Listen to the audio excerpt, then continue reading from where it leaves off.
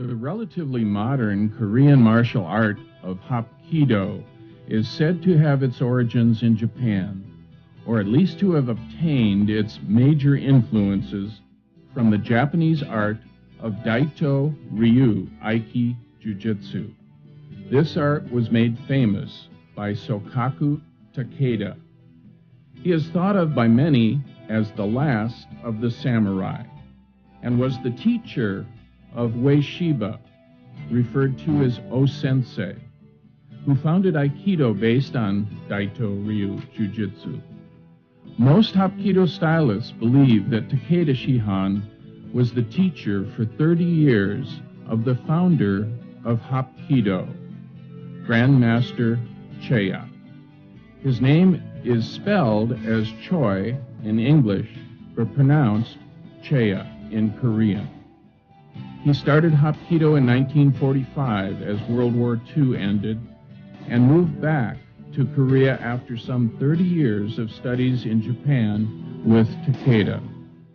In English, Hapkido may be translated as the art of coordinated power. Its meaning also implies coordinated movement and harmony, such as between one's mind and body, plus the energy of inner strength. In 1964, Hapkido Master Rim began his studies in Korea with Grandmaster Cheya. He then moved to America to teach as a Grand Master of the system.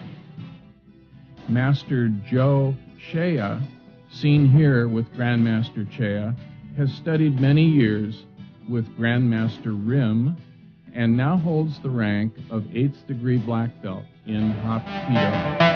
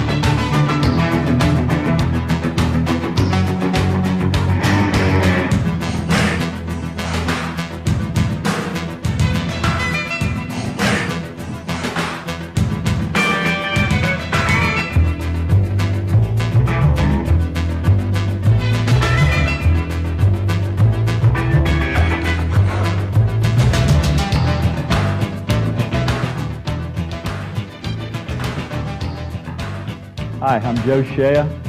I'm a master instructor in traditional Korean Hapkido for RIMS Hapkido in Annapolis, Maryland. This is volume 3 in the black belt series of tapes that we're doing on traditional Hapkido. In this tape, we're going to discuss some of the levels of force available to the practitioner of Hapkido. And we're going to look at some more basic and fighting motions. And we'll look at a little bit of down fighting motion in this tape as well. I hope you enjoy it.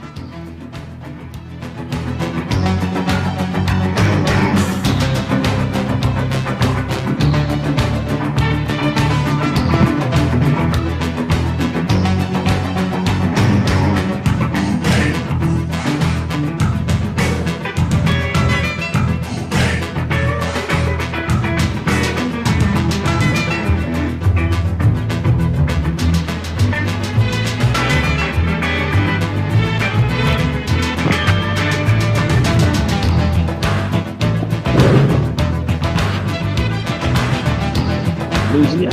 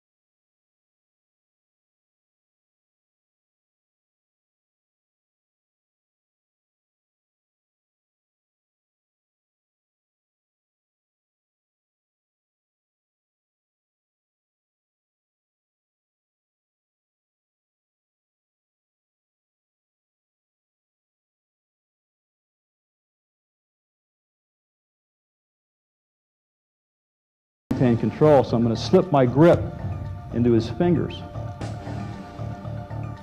By taking his fingers across his eyes, I'll turn his body, I'll tuck this hand back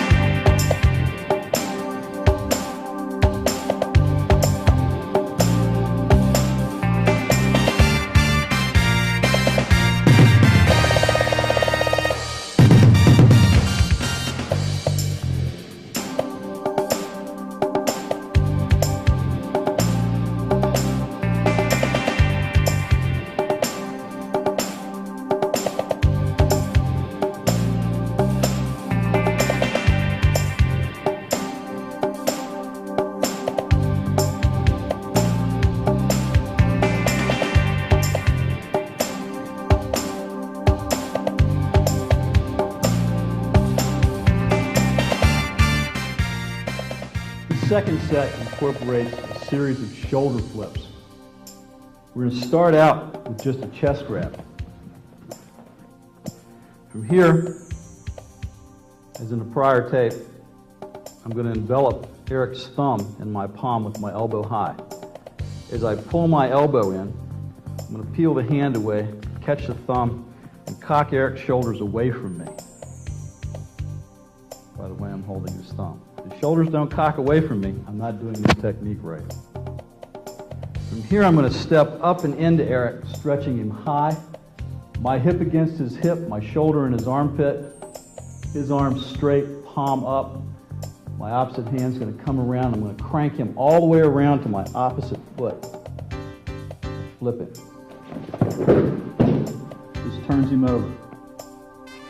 The person this is being done to should tuck his chin and go. You don't want to end up on top of your head in this motion.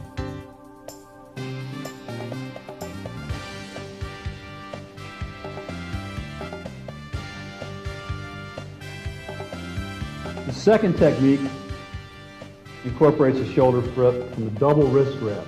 Again, this is another exercise to get the mechanics and the feeling of this motion. I'm going to spread my palms towards the mat. I'm going to cross over and catch Eric's wrist with my right thumb and turn into him. I'm going to step up inside and pretend that I'm blocking a punch again and raise the hands up. My body is very close to his. Proximity is very important in this exercise. I'm going to cover the hand with my opposite hand and flip him just like I did the first time.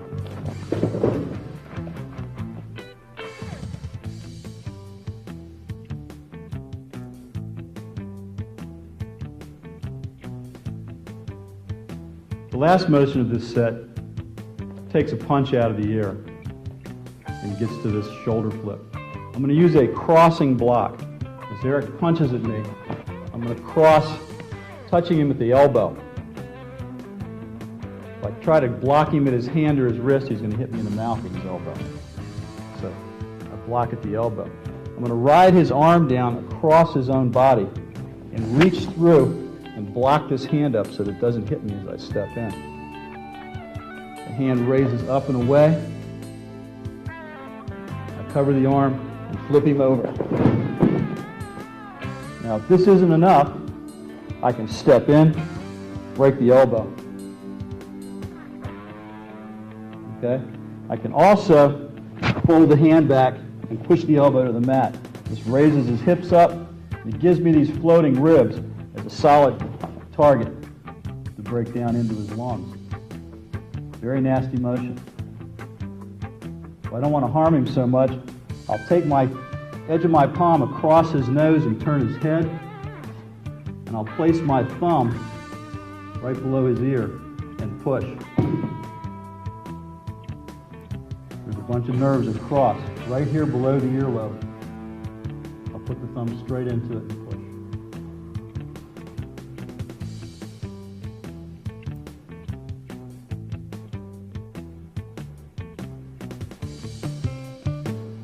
Let's have Phil do these techniques with Rob now and see what comes up. First technique is a chest grab.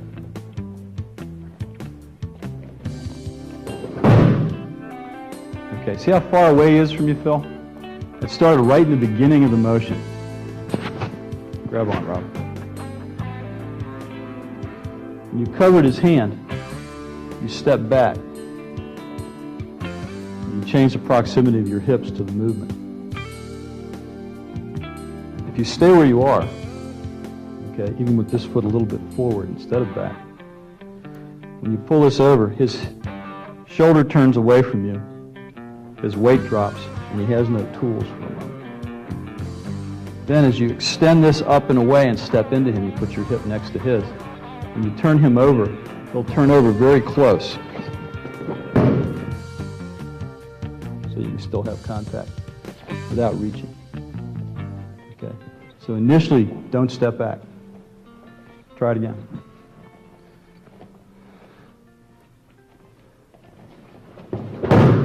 Much better. Much better.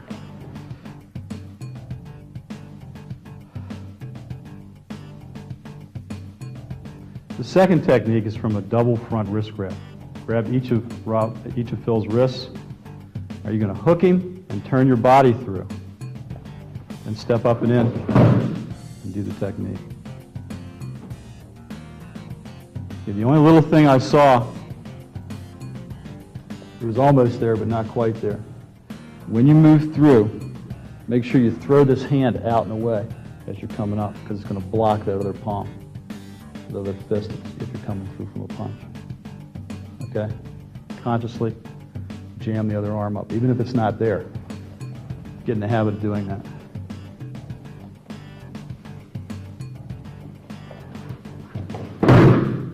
Good. And the last technique is from a punch. You can do a crossing block. Move up and in. Okay, let me make a couple of corrections on this one. Make the crossing block. You didn't jam that fist. Okay? Same as from the other. Just there so he can't get it off. Then, as you're coming under and flipping him over, if you're going to use that elbow pin, you need to place the elbow, drive it down, and bring yourself up parallel to his body. Because you can't reach your other points unless you're there. Right here, I can pop those ribs if I have to. Okay? So come into him parallel after you take him down. Do it again. Don't forget to jam another punch until the motion's over before you duck under.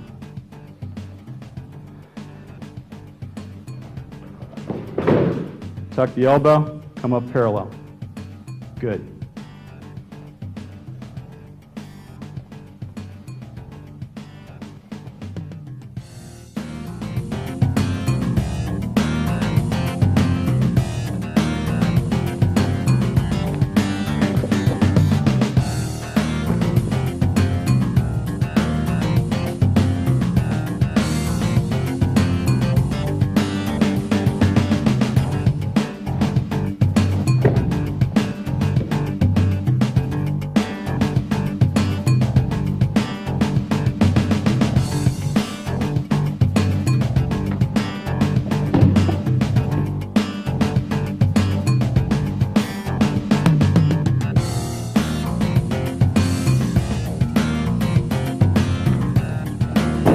That's it.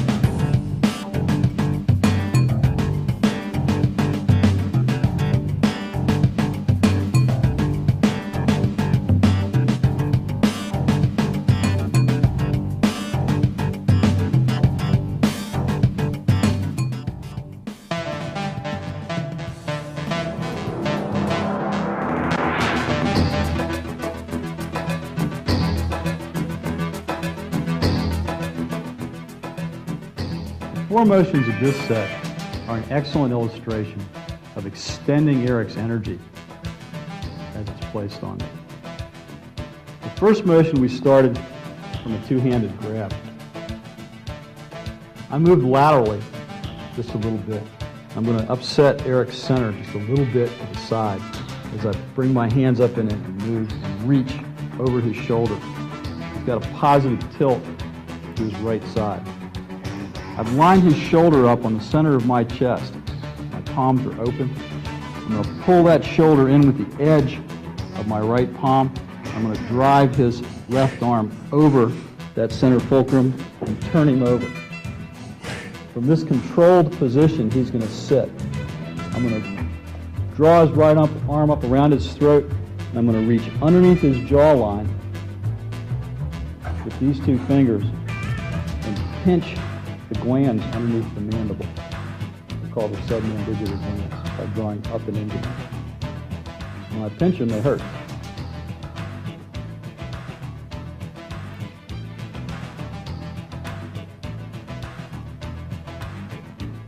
The second motion in this set is similar to the first. It's a controlled exercise in this extension of energy in Eric's body. I'm going to start from the two-hand grab again.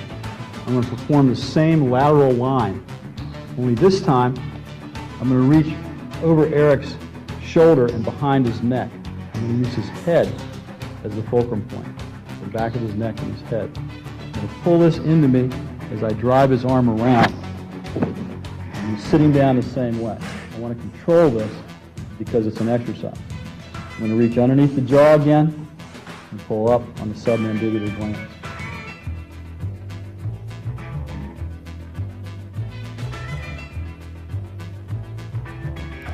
The first two exercises in this set translate very easily into punching motion. Now, the block we're going to use for both of these is an overcupping block with a little bit of lateral movement. As Eric punches towards me, I'm going to cup over his arm, palm up, not grabbing. I'm going to stroke the arm in the direction that it's punching. At the end of the extension of his motion, I'm going to ride his wrist around in an arc and to the outside. This sets up the motion. So for cupping the shoulder, it looks like this. Reaching for the shoulder, pulling it around, and laying him down. Off a punch, it's not likely that Eric's going to sit. He's probably going to end up on his back like this. From here, I want to control the arm. I'm going to drop into him and give him a shot right in the throat with a spear hand. I'm hitting him just to the side of the tracheal tube and tucking up underneath this flat muscle on the side of the neck called the sternocleidomastoid. There's large vascular and nerve tissue underneath this muscle. It doesn't like to be hit. So I use a spear hand, an extension of my fingers, and I drive that into the throat to finish the confrontation.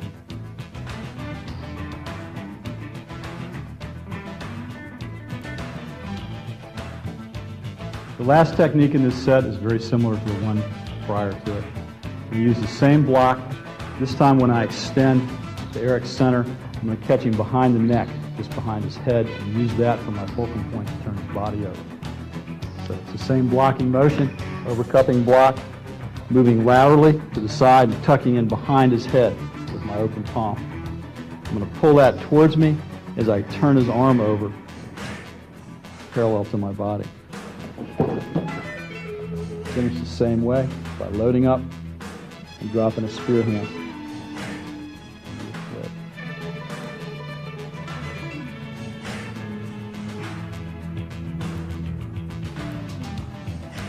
Okay, let's run Rob through this set. We started with a double wrist grab and a lateral movement.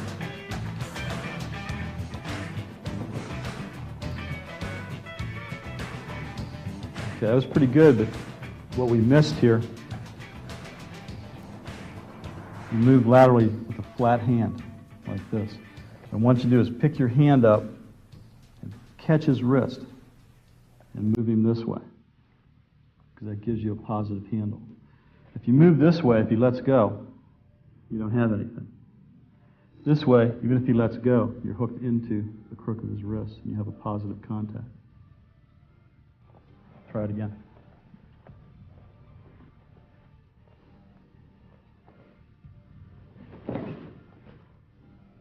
Good. This time do the same motion, only use the back of the neck as the fulcrum point instead of the shoulder.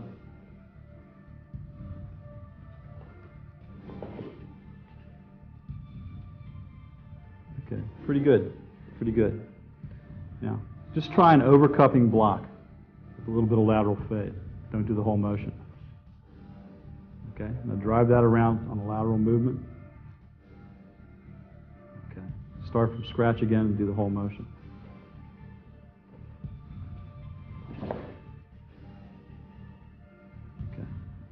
reason Phil sat that time is because when you picked him up, you did everything from here with your hips back. You can get him to turn over, but your body's not being as efficient as if you close that distance and flip him. Okay?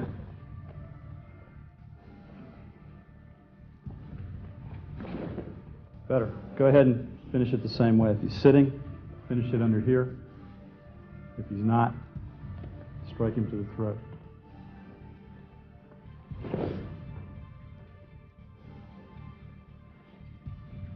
Okay, same thing behind the neck.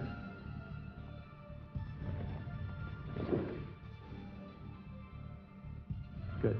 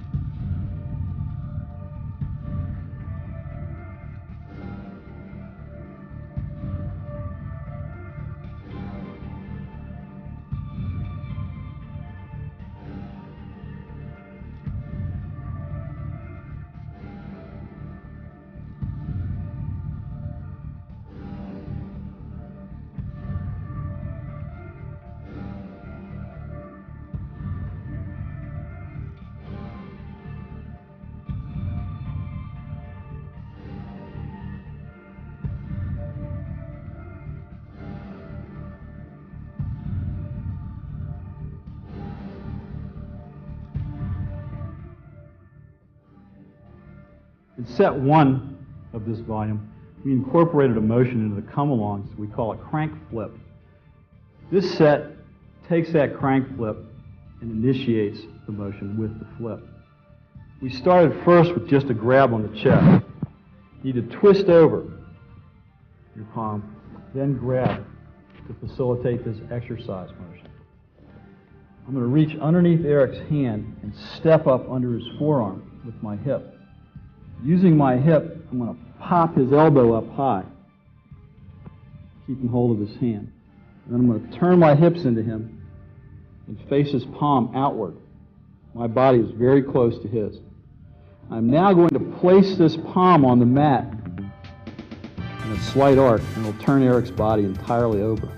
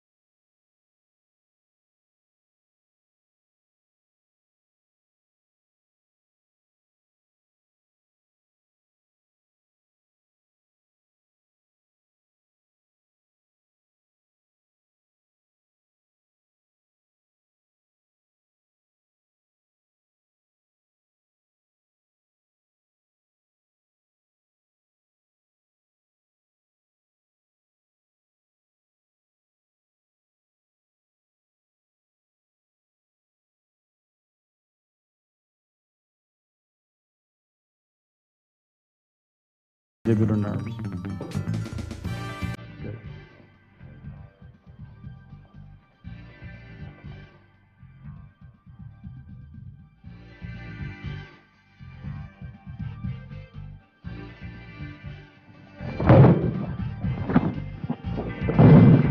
Sir!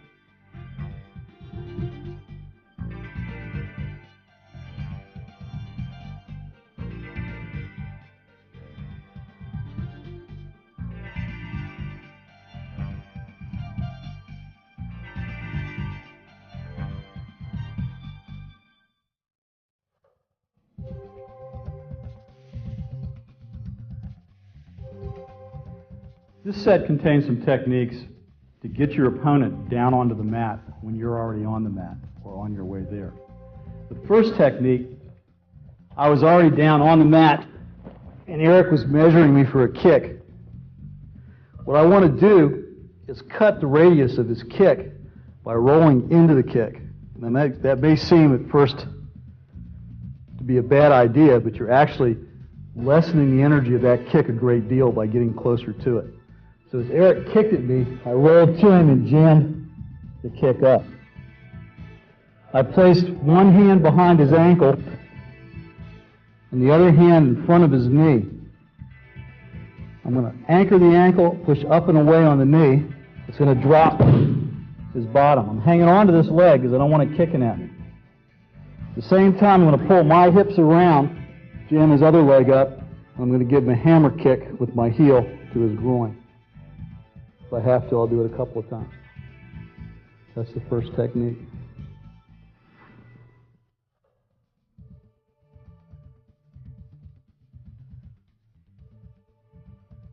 The second technique is a leg scissors that I'm going to perform as I'm being knocked down. When Eric puts his hands on me to push me, open hands, and push, as I fall, I'm going to push my hips towards his body. And as I go down, I'm going to scissor his legs with my legs. It's a wide scissors. To pin him after this point, I'm going to pick up his knee and turn up his body, locking his leg at the knee. The finish for the movement was an open palm strike to the back of his neck.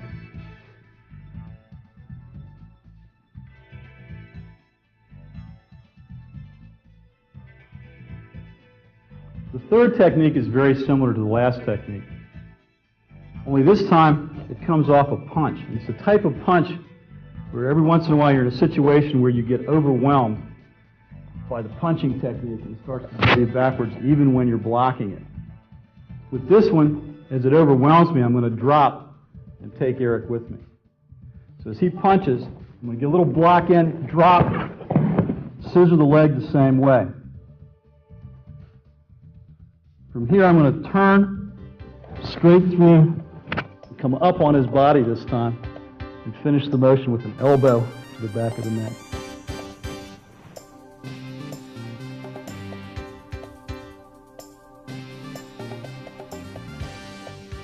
In this fourth technique, Eric's going to rush me and grab my uniform at the chest.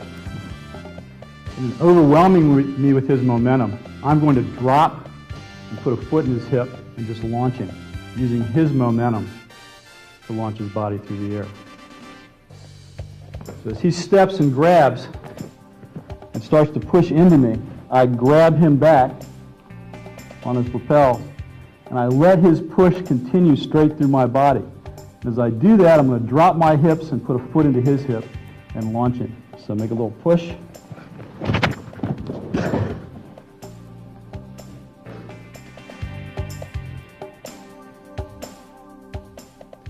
In the last motion of this set, I was flat on my back on the mat. Eric was kneeling between my knees and had both hands on my throat. I can contact him at his elbows and control this motion.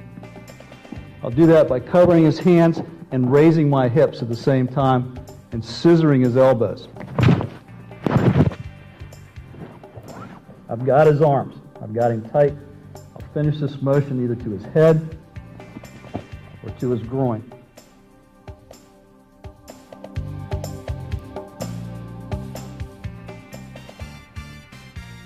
In this set, we have a change of personnel. We're going to be teaching the motion to Elaine, and Paul's going to be your partner. The first motion, you'll be down on the mat, and Paul's going to step up to kick you. You want to jam his kick by turning into it. Pull your hips up. Good. Excellent. Do the same thing again, only sit up. Just sit on the mat. Now, you got the same 2 points coming at you. All right? So as he comes to kick, jam it with your hand. Good. Same position again. This time let him kick more between your legs towards your body. You can also use your ankle to hook his ankle that's down. So trap the leg by moving into it as it starts to kick up with your hands. Use your ankle, right, to pull him down. As long as you've got the back of his ankle and the base of his knee, you'll be able to lay him down from that position.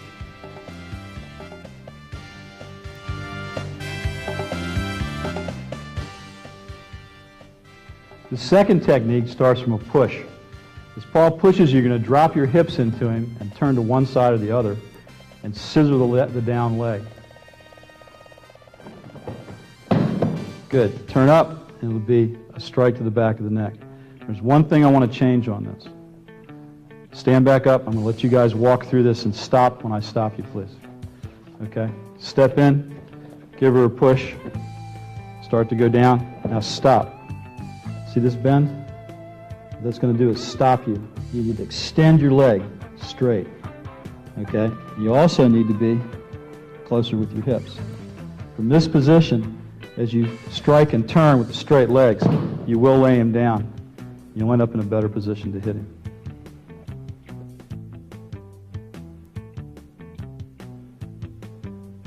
This next technique is very similar, but has to be done just a little quicker in the mix because it comes off a punch and not a push. So as Paul is going to punch at you and step towards you at the same time, you want to take that momentum to the mat by doing the same leg scissors. The block you're going to do is an understroking block. So as he's punching you, you come up with your palm and your elbow. At the same time, your hips will drift towards his body so that you can throw your scissors on him in very close proximity. Give her a try.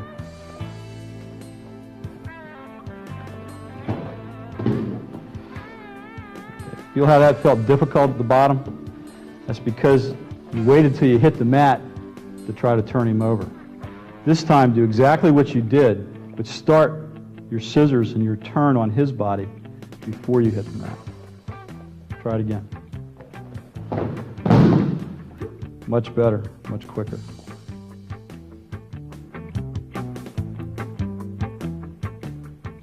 In this technique, Paul's going to rush you. He's going to reach out and grab your gi at both lapels. What I want you to do is not to stop his momentum, but to reach up and grab his gi in the same manner, inside his arms, and to drop your hips, put a foot into his pelvis, and launch him with the momentum that he offers you. Okay? You're going to step up and grab her, and she's going to send you flying. Good job. All right, you're doing that well enough, but I'm going to augment it now. So this time, instead of launching him, I want you to attach yourself to him with your grip. Come up on his belly and finish with an open hand strike to the throat. Open-handed to the throat.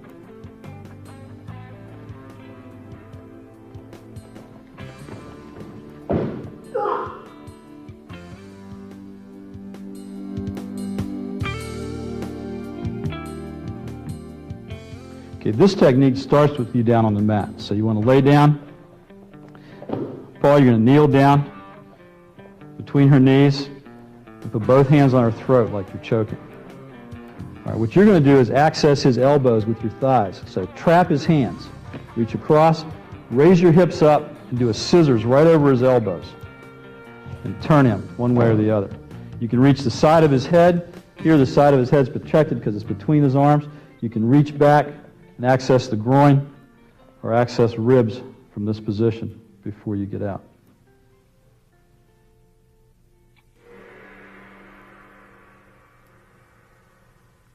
This concludes Volume 3.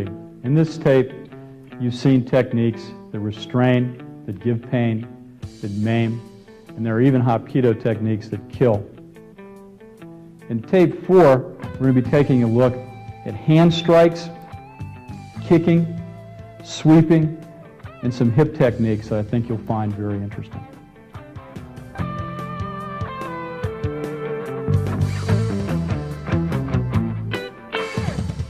At the beginning of this lesson, and here at the end, we are privileged to see founding Grandmaster of Hapkido, Yong-Sul Che. This extremely rare footage of Che was taken in America a few years before he passed away. A true legend in the world of martial arts, Yong-Sul Che.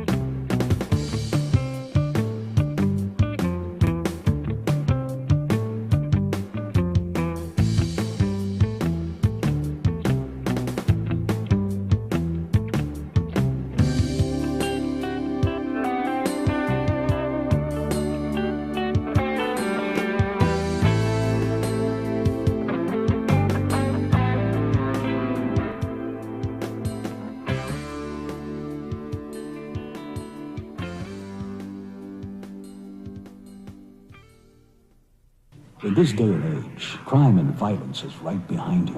You can fight back with self-defense, and the best source is Black Belt Magazine, the world's leading magazine of self-defense. Learn how to defend yourself with fully illustrated in-depth articles, interviews with martial arts celebrities, plus trends and current events. Go with the best, Black Belt.